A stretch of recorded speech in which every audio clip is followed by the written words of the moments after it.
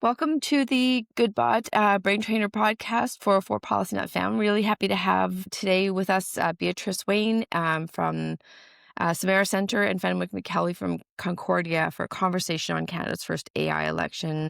Thanks to you so much for being here. I'm joined by my podcast host, Alex Tveit from the Sustainable Impact Foundation. And I wanted to just kind of start out by acknowledging what a crazy election we just went through.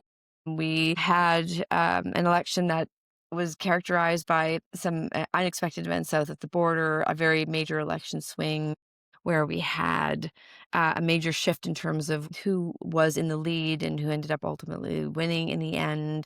We have been living in a context where there's been the use of information spaces to spread disinformation in order to undermine the credibility of elections in recent years. We've also just had this election that's now increasingly being governed by AI and sort of influenced by AI. And in 2024 in particular, we had the most countries in the world going to an election at the time that we have AI influencing elections. So for this important conversation, I really wanted to make sure I had these two brilliant folks with us to help navigate what happened in this election in Canada and what we can learn about where we need to go, what we're not ready for. So first of all, thanks, Beatrice. Thanks, Fenwick, for being here with us. I wanted to just kind of kick off a little bit to understand about who you are. And Beatrice, I'd love for you to get started. Great. Hi, I'm Beatrice. I'm the Director of Research and Policy at the Samara Centre for Democracy. We're a nonpartisan charity. We do research on three key areas of Canadian democracy, one of which is technology's influence on our democratic culture. The other is the lived experience of politics. And the third is youth civic engagement. In terms of our research into technology's influence on Canadian democracy, we've been doing this research for around almost 5 years now. We started in 2021 with a project we called the Sambot Project, which tracked abuse towards elected officials on, specifically candidates in Canadian elections, across elections, so federal, provincial, and municipal. We ended up tracking over the years over 12 elections. We tracked over 1,500 candidates.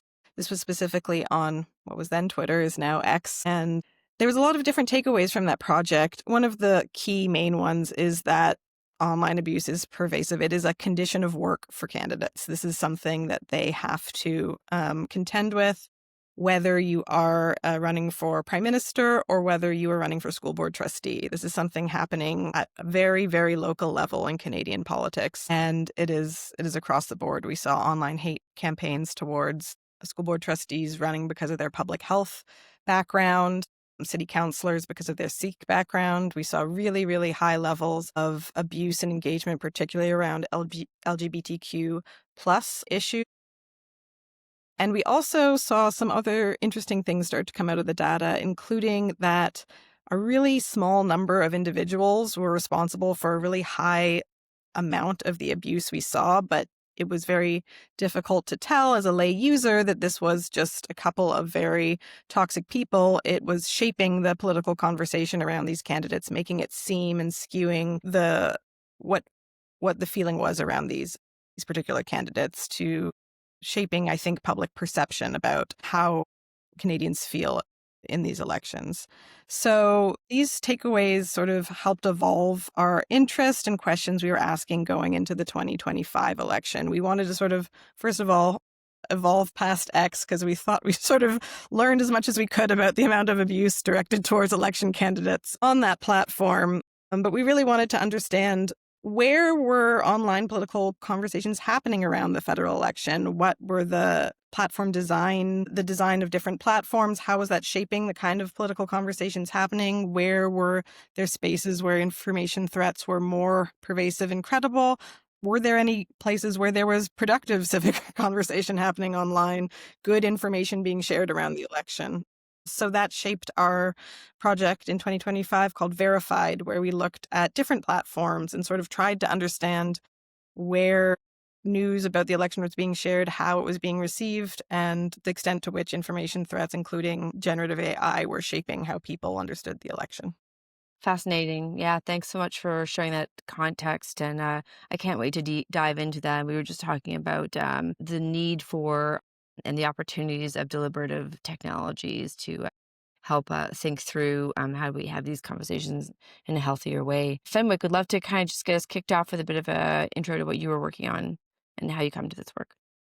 Yeah, I think it's always helpful to situate some of my history here because I've been, in retrospect, looking at these questions of technology and democracy for over 20 years and been really kind of following this link between the internet and elections since 2006, where I started as a researcher at the Infoscape Research Lab at TMU, or Ryerson University, it was then called, and looking at that time at the ways that blogs and partisans were using blogs to talk about liberal candidates way back when there was the 2006 liberal leadership race. And I say that only to kind of situate my own vantage point of watching the evolution of this question from early days of thinking about what this thing was called social media and how that was going to impact elections and what that meant, both for questions of access to news, but also, I think, increasingly for me, questions of what does it mean to be a partisan or politically involved, to the rise and concerns around mis and disinformation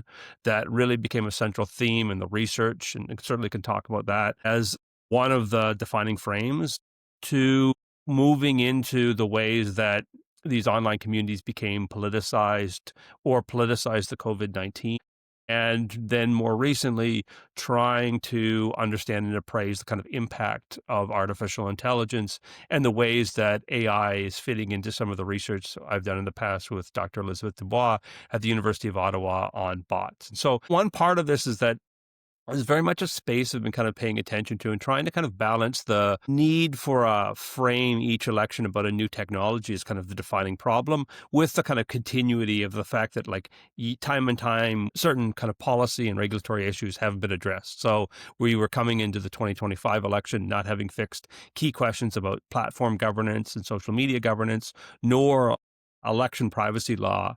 And so trying to kind of balance those kind of two questions for me. The parts that I was interested in is that I study the balance and in questions of kind of media governance and media regulation, as well as digital campaigning and digital campaigning strategy. And the tension for me in this election was the introduction of generative AI, largely being pushed by the major social media platforms and the deterioration of the online environment and what that would mean for campaigns and how new technologies like generative AI were going to be used by partisans. And so I really had the fortune of working with a strong PhD student, a collaborator, Colleen McCool at Concordia University, kind of tracking how memes were potentially being integrated and the ways that campaigning was changing online.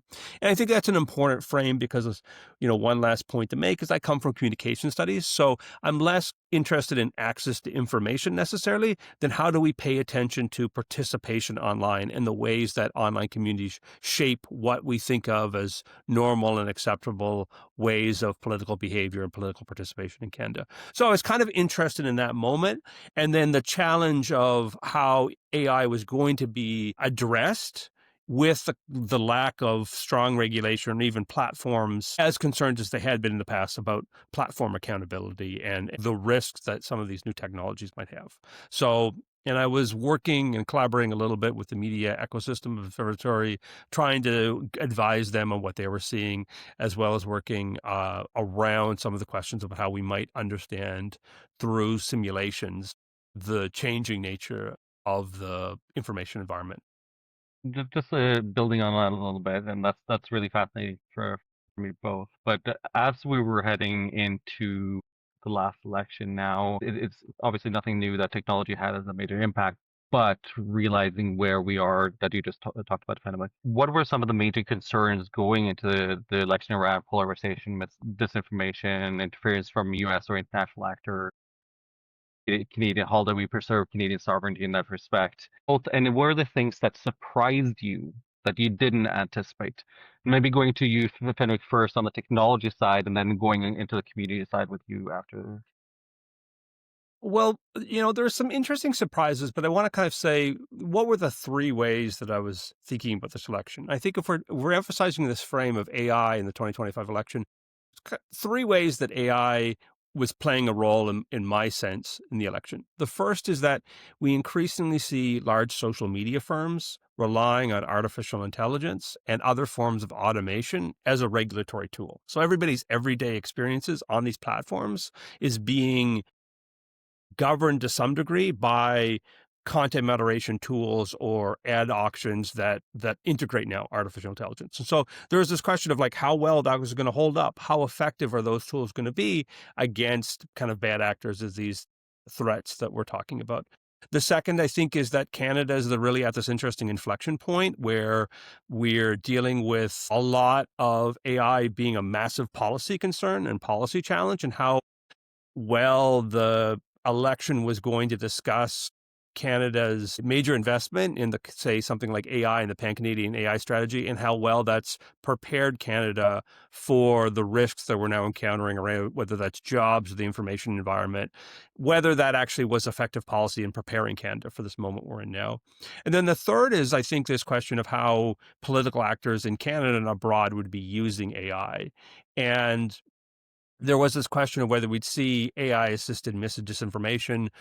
My team at Concordia University, we built a simulation or a scenario where we were testing what happens if a deep fake of Mark Carney was released during a campaign, how that would play out. And this comes at a moment, I just want to emphasize, where political parties really haven't moved the needle on their own privacy law or on codes of conduct around new technologies. We'd called for that in the past around political bots. So it was like a big question about how this is all going to go down. And there was risk that we'd see, like a deterioration of political norms and an uptake in AI. The part for me, the kind of two big surprises were, one, the emphasis on like advertising and just scams, and how a lot of what we encountered, at least through the work with the MEO, was just the amount, there's just so many fake political content being generated and fake ads that don't involve elections at all, but are actually crypto scams. And so it'd be a big moment. It was like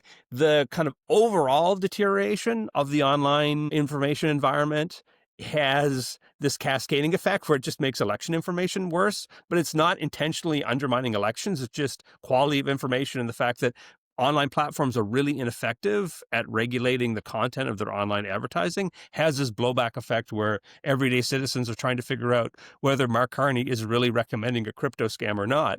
And that, I think, is like one big surprise, because I was thinking of something more intentional or more intentional interventions in politics, and that didn't really happen. The second thing, and this gets credit to Colleen McCool, is the ways that partisans just started using AI tools as part of their like everyday online habits. So one of the big examples was the Brantford Boomer, which was a man attending a rally in Brantford, and he casually gives the fingers to some counter protesters, and then becomes a meme where people were using that to kind of exemplify the liberal entitlement. And then there was a proliferation of memes that made and repackaged the quote unquote Brantford Boomer as a AI action figure. And if anybody saw those AI action figures going on, and what to me was quite striking is that it was just kind of normal, and that AI was just another tool to be making memes. And so rather than thinking about it as like some disruptive tool of mis or disinformation, it was just another way of making some jokes by partisans online, which I think really helps and builds on what we've learned already about online behavior, but really kind of emphasizes the fact that the AI becomes a little piece of these kind of deeper concerns about democracy right now. Beatrice? I would just say that really aligns with what we found as well. I think a lot of the conversation during the election was, are there specific forms of disinformation that are having an impact, as particularly AI-generated disinformation? That was the concern. Is there one sort of, Mark Carney-generated image that will spread disinformation that has a tangible effect that we could point to in the election? But I almost think that that is the wrong question to be asking. I think exactly what Fenwick is talking about, which is there is now such a dysregulated ecosystem. We use, MEO has it in their title. We talk about it all the time, the digital ecosystem. It is a heavily polluted ecosystem right now. So it is not sort of one specific smoking gun that is the issue. It is that there is so much bad content that it is impossible to wade through it, and it is creating an atmosphere of mistrust and misunderstanding, and just a lack of trust in in all sources that is I think the threat to election integrity. I think it was when we were going into the election, what we were keeping an eye on, I think that where we thought particularly this election would be different was not so much the rise in AI generated content, but how much the recent changes to trust and safety across platforms were going to make a difference. So how much, obviously X, but also Facebook completely changing their trust and safety approach in January of that year. And then also their content monetization program on Facebook, where they were giving bonuses to content that went viral, how much that was going to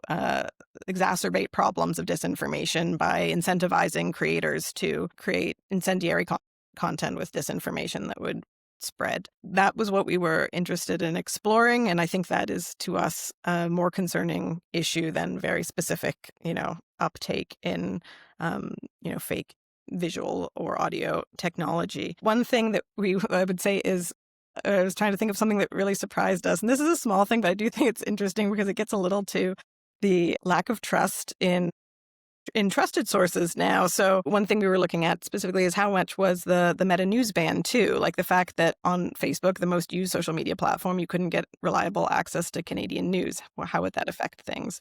And that's one of the reasons we looked at Reddit, because it was the top used social media platform to share and discuss print news online. That's where people have to go to have these sort of conversations. And one thing we found when looking at Reddit is that on Our Canada, which is the largest Canadian Reddit, it has the 3.7 million users, the same amount as Taylor Swift, Taylor Swift. There is the most news sources that are shared are CBC or Postmedia, like overwhelmingly. Independent journalism doesn't really get in there. But when you look at the most upvoted public Canadian publication, overwhelmingly, it's the Beaverton. The Beaverton is the most trusted source on Our Canada. And I think that surprised us, but also is an interesting commentary on trust in news right now. And I just wanted to echo one quick point to Beatrice's comments, is that I really want to highlight that in one sense, we're dealing with the decline of most platforms in their trust and safety teams, in how they're addressing kind of election preparation, and then also access to data. And just to emphasize, as a researcher watching this over 20 years, it's only gotten significantly harder to do some of this work because some of the tools that we've done for monitoring have deteriorated. I think that, Reddit's a good example, is that it's now less a community platform than a company selling training data for AI firms. And that has consequences for researchers trying to access that data. And that, to me, I think was part of going in there, was just how do you even make commentary, or how do you even make insights of what's taking place in elections, given just how much more difficult it is as a researcher to participate in this. Yeah.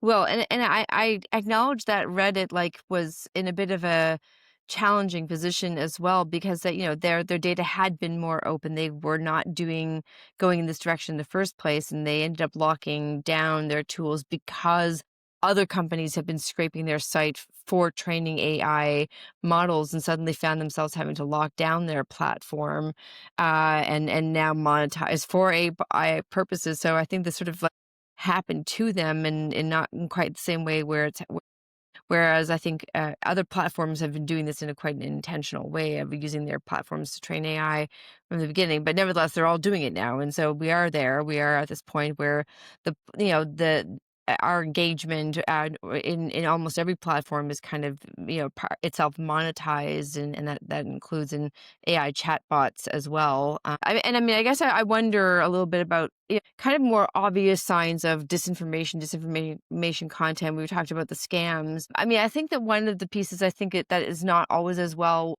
understood is the polarization, the attempts to polarize, because sometimes you don't always need.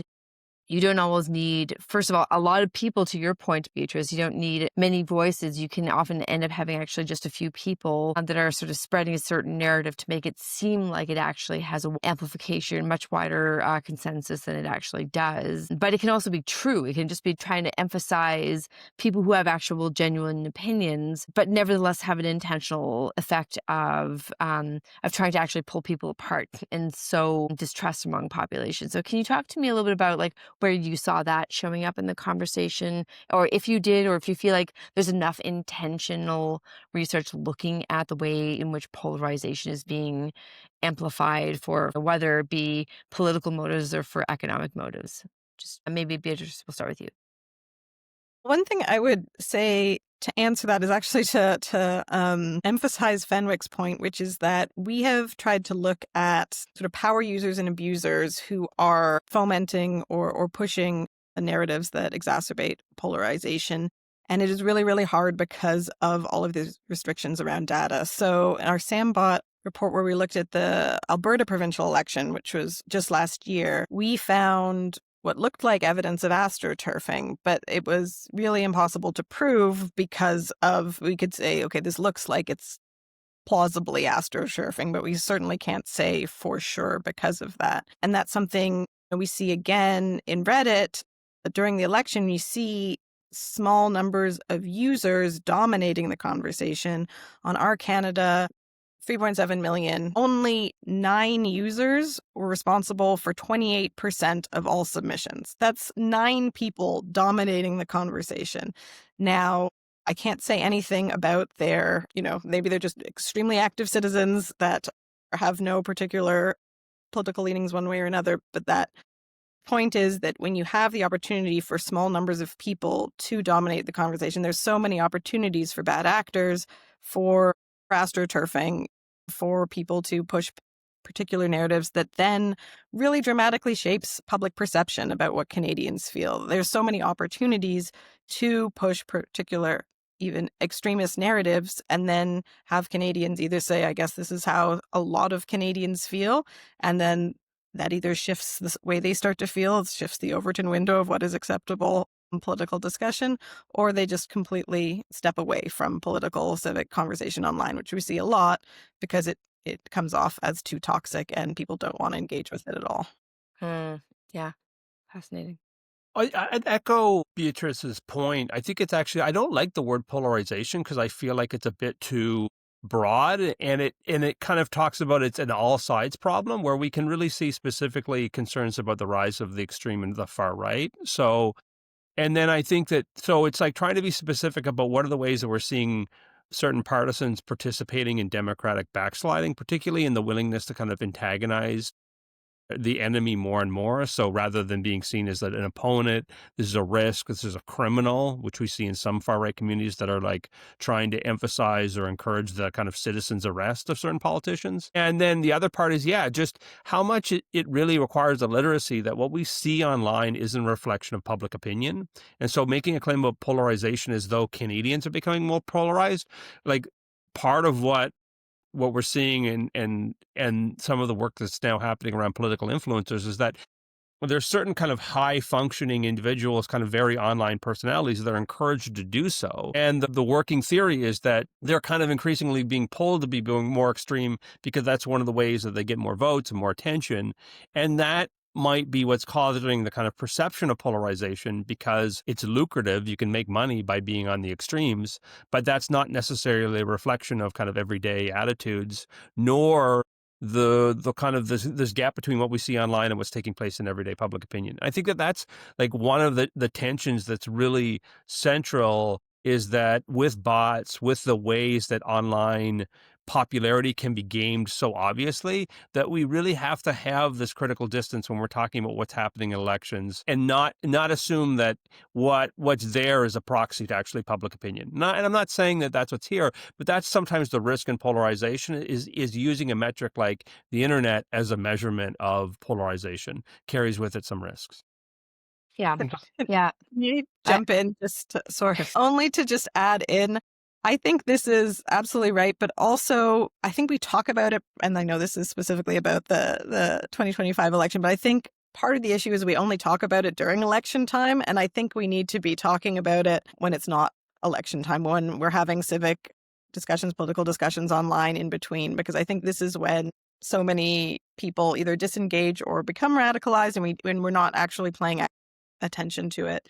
And I think there's also a real concern that elected officials are looking online and getting a sense of public opinion from that. So they're also being influenced by these power users who are dominating the conversations, by potential bots, by political influencers who have an economic incentive to push extremist agendas.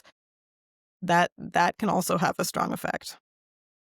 At one point, Beatrice, as a comment build on that, I think I want to encourage attention to kind of what are our media habits and how that's really in flux. And I come up and I'm, originally from New Brunswick. I remember listening to CBC as a kid. That was part of how I'd move around. And I want to say that the thing I know least about now is what are the habits and what are the media habits we're kind of teaching is like totally personal to me right now because I read this article on Pitchfork about Italian AI slop that's circulating on the internet, which is all this kind of weird AI generated joke content, but that my son can cite some of the lyrics and I have no idea how that happened.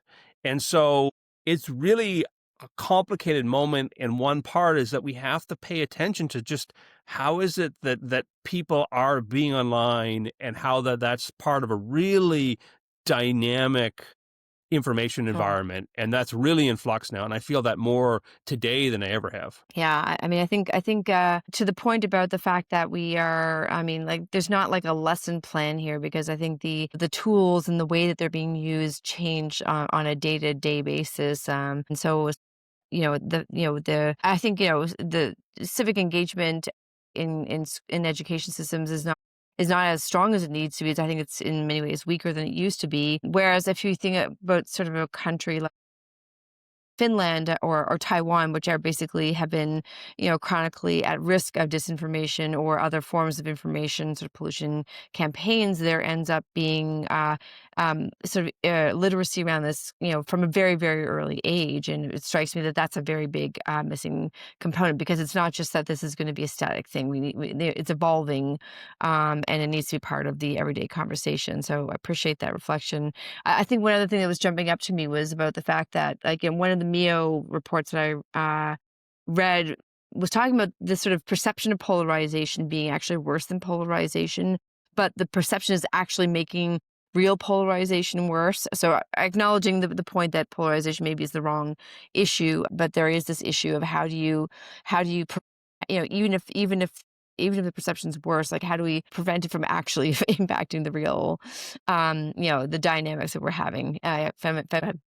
Well, I do want to say that there is a kind of a tension for me about polarization and thinking about publics versus what we're seeing online where people of certain viewpoints can find their own community and the consequences of that. So in the past, we've done work mapping the circulation of images and memes across major platforms. This is for the 2019 election. And we really found that there was kind of a COVID skeptic, far right group, and they're kind of insular. And they didn't really hang out or share, create content, but that they could survive online. And I think that that's actually an interesting shift where, when we talk about polarization, it is to me like where are the pockets of kind of the political fringes, and to say that they've probably always been there, but they certainly have an ability of sustaining themselves better online. And I think to me, it's like, where is, particularly amongst the kind of conservative politicians, this tension about being able to invite those fringe views into public, as we saw with, say, discussions about the convoy protesters and how, Polyev was making a relationship there. I think that actually is one of the key tensions what we see. And I bring that because that's the most example, most ready to mind, and most obvious one.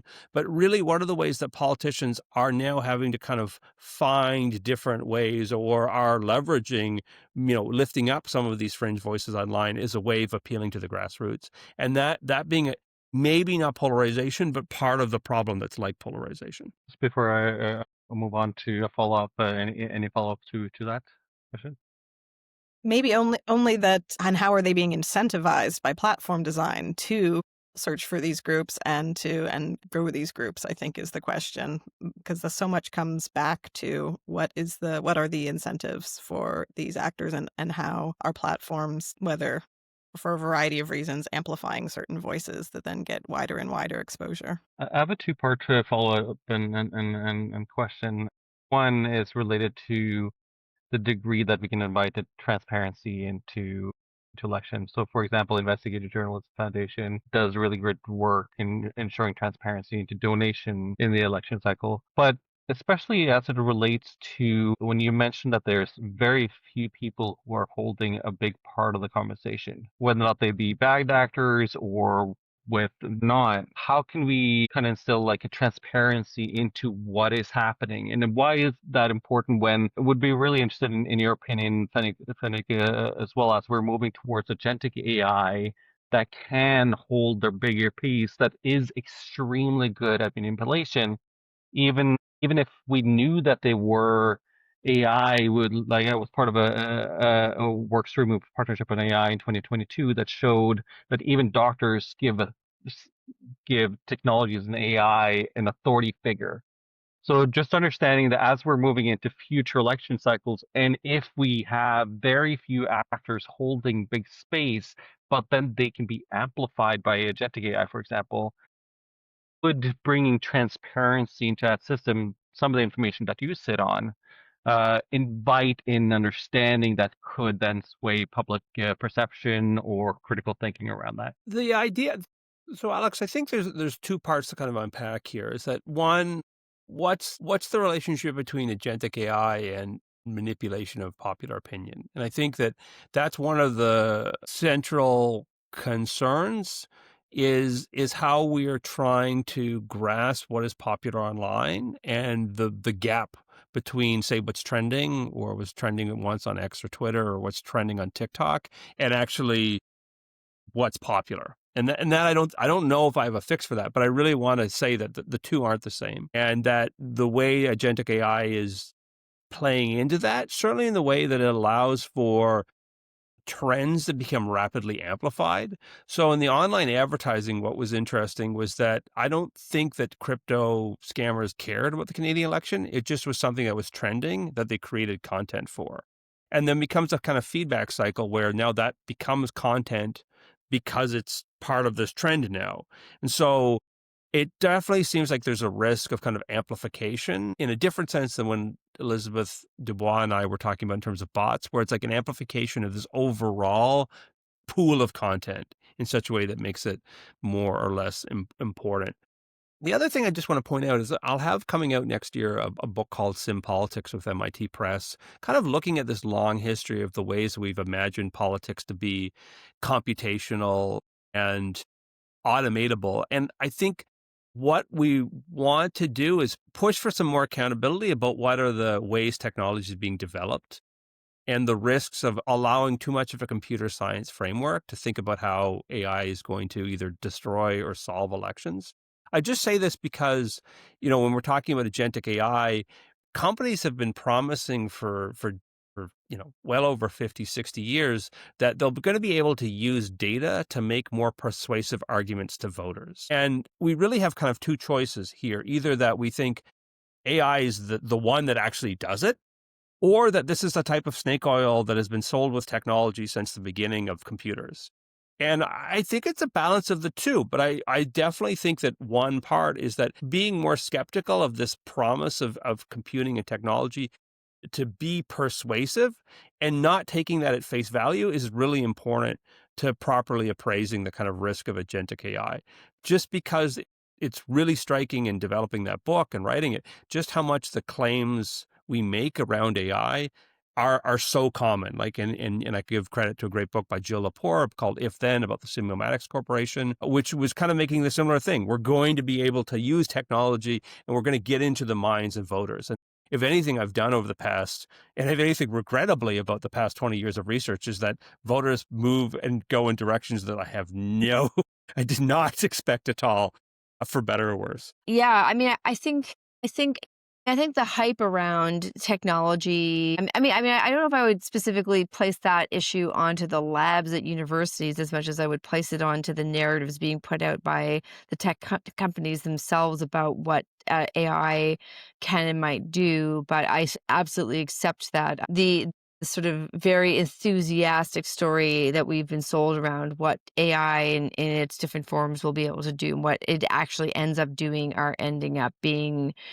wildly different things. I think on one of our recent webinars, one of our commenters made the note that when chatbots are now being used in ways that end up convincing kids to take their own lives, maybe we need to be rethinking our definition of innovation. I think, I think that, what has sort of become this drive for innovation has resulted in these applications that really are just not well thought out. There's sort of a missing component to society. And actually, I just drawing on a comment that was made earlier, like, I do think we need a much more inclusive participation in the design. We need to be thinking about the design of technology from a much more human-centered, but also societal anthropologic approach. So I'm just curious, how do you think, if we were trying to imagine how this works differently, what do you think is missing from some of these conversations?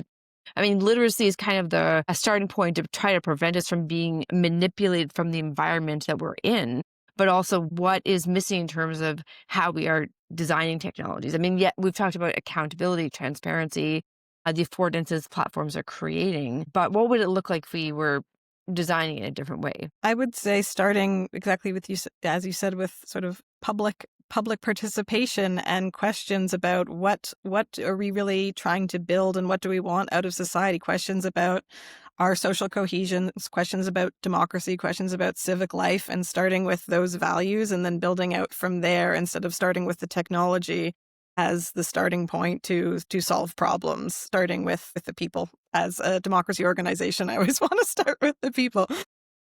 But also, I think when talking about, you started with the question of transparency, Alex, and I think when we're talking about transparency in the adoption of these new technologies, the civic digital literacy is media literacy, all bound up together, are such a crucial component.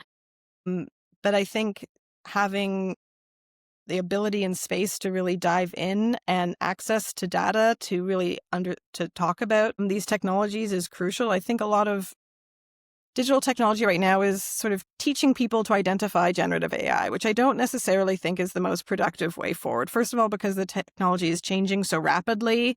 It's also an individual solution rather than a systemic solution. And I also think we need to be really going back to basics with a lot of stuff, such as, AI to a large extent now is a marketing term. Agentic AI is a marketing term for people really to understand the different things that fall within the terminology of artificial intelligence, to understand what an LLM is, how it's created, and, really to understand, if we're talking about transparency, the gold standard for transparent AI would be knowing the data that the model was trained on, knowing the code, the model weights, and the model architecture. We're very, very far away from that right now. But having a population which understands that those are things that they should want access to understand the technology they're interacting with, I think that's sort of a crucial part of having a transparent approach to AI going forward. I want to talk, maybe to respond, just talk like something really specific and then kind of really broad. But I wanted to just respond to Renee and acknowledge just the risk of AI, because I feel, and like just mental health and talking to chatbots and what we're seeing as that a phenomenon. I mean, that's bigger than elections, but I did want to kind of mention that is a big risk and something that to kind of echo, and not trying to downplay Alex's comments, because there are real concerns here. I mean, those concerns have been around for a long time with media, and so it's always to say this is part of the discussion. I'm just thinking about watching this movie Pump Up the Volume recently, which is all kind of about the effect of like radio in a small town. And so there's a way of kind of contextualizing it. I'm also just getting done being co-director of an applied AI institute at Concordia University. And I think one of my like frustrations was how often I'd hear pitches around AI is going to fix mental health issues. And I really think that there's some accountability in our entrepreneurial, what we think of as innovation and the ways that innovation can happen without really thinking about the social risks of that. And I see that as something that's really, a big issue. And I think to get to the points, I think to me, specifically in Canada, we're at a moment now where we've invested in a pan-Canadian AI strategy, I think for over 6 years, almost 10 years. And I think right now, I think you can say that that's led to a real structural disadvantaging of civil society and in social science voices in the discussions about AI. And I think that we're kind of ready for a reckoning around that, because I feel like when we're talking about resource and capacity, we've made massive investments, but those haven't been in ways that are dealing with the AI social impacts. And I think I'd be hoping to see some better reflections about how well that strategy is doing, especially the way that's been concentrating research in specific fields and in specific institutions, and the kind of wider consequence of that. Because I feel like there's a capacity issue that we just don't have. And that's not because people haven't been talking for years about the risk of AI. I think more broadly, there is something to me about how technology, democracy, and visions of the future are all kind of like bundled up together. And the one I think the most about is Sam Altman's WorldCoin. And WorldCoin is a technology that describes in like 2 seconds is like a retinal scanning device to prove that you're a human, so that you're entered into a blockchain so that you can make money in the event of the AI apocalypse, when you need to basically have a new basic income because every job has been automated. It's kind of a crazy, far-fetched science fiction project, but the fact that it has this kind of legitimacy and it's been bankrolled as something that's a plausible future that we should discuss really speaks to me the central tension, where our ability of discussing desirable social futures seems to be concentrated in a few technology firms. And how do we get out of that is the vexing issue for me. I think that's a really scary example, and for those that haven't heard about it, even 8 months ago, they had scanned 4 million people internationally, 800,000 people in Portugal, including minors, and with biometrics. And if we don't understand how dangerous biometrics can be, look at what happened when the Western governments left Afghanistan and left all the biometrics back, so that the Taliban could actually use that for their purposes. I want to just talk briefly, and before Renee closes with a final question around transparency and AI literacy, because transparency for like Joshua Benjo's Law Zero is focused on the existential threat. Like, it's not necessarily focused on bringing transparency to on the community bias level, similar to Jacob Steinhardt and Transluce in the US. How do we bring transparency into these systems that even self-prescribed with the technologists are described as black boxes? And how can we bring that into AI literacy that's almost completely borne by technologists? Like, if you're looking at nationally, the US is implementing AI literacy in elementary and secondary schools. We don't want to replicate what they're doing. Canada hasn't had that conversation yet. How do we focus on AI literacy that's focused on not only critical thinking, but empathy, curiosity, creativity, and how does that work with the transparency? That's a big question. I think two things that immediately strike me is going back to what Fenwick said, is finding ways, and I think this is related to digital literacy, but I also think civic literacy more broadly. We need to encourage from the beginning in a K-12 education system ways to help young people imagine the futures they want and feel empowered to bring them about. And I think that technology should be a part of that conversation, asking young people how they want to see technology interact with their lives in the future and what they would want to do to bring this future about. I think those are critical conversations we should be having with young people from a very early age, and then having the sort of experiential civic programming to help them feel empowered to make change. And the sort of more systemic part of it, although I think that will take real systemic change too to bring that shift in our curriculum, I also think we need a duty of care legislation to require transparency from not just social media platforms, but from AI corporations. There needs to be requirements of transparency, of release of data. That's the only way, I think, forward. And I think we should be passing this legislation from an argument of protecting Canadian sovereignty, from supporting Canadian democracy and social cohesion. Yeah, I couldn't agree with you more. I think getting in early, getting in lots of places, making sure there's foundational obligations, this imposition of externalities on society for without consequence or accountability feels like a recipe for and unsustainable path forward. Fenwick, do you want to just close us out with any last thoughts you have there? Well, I always go back to, I think part of it is trying to think about structural ways of making change in the media system. So one thing I worry about is always media literacy, which is just downloading expectations and not allowing, say, a conversation about technology to really impact the fact that maybe we just need to structurally invest more in the education system, which is not a technology fix.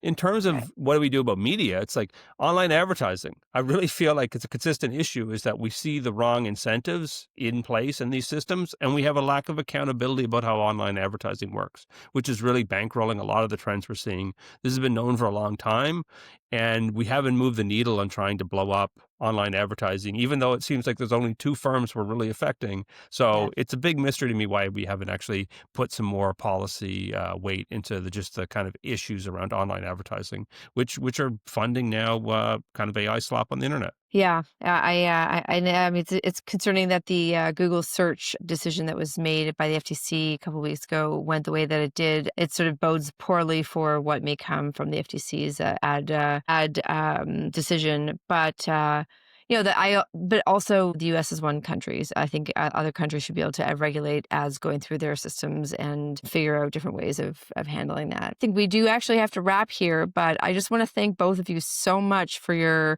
time and expertise and insight and knowledge into this wild world of elections that we're in. We've just talked about so many important issues around what we are and are not yet prepared for, but I think we have a good sense for some potential ways forward. And it was really wonderful to actually hear about some of the possibilities. I think a lot of this can end up feeling very disempowering. And so it's really sort of great to hear some ways we can start to rethink how we address these issues, both in terms of education as well as in terms of policy and reframing some of these narratives that we're hearing. So thank you so much for your time. I hope this is the first of many, and we look forward to having you back again.